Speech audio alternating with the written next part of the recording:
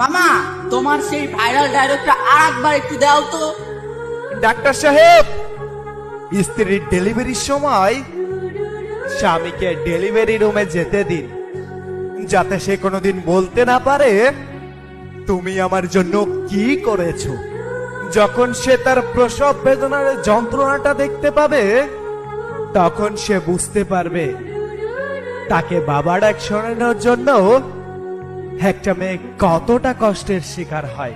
যে স্ত্রী মৃত্যুর সাথে লড়াই করে তোমাকে বাবা ডাক শোনানোর জন্য এতটা কষ্টের সম্মুখীন হয়, তাকে কষ্ট দেওয়ার অধিকার তোমার নাই। নারী, তুমি পারো বটে, শত অবহেলা সহ্য করার পরও তারপরও সকলকে খুশি করার জন্য আপ্রাণ চেষ্টা করে যাও। সবকিছু কত সহজেই ভুলে যেতে পারো তুমি। Download ShareChat.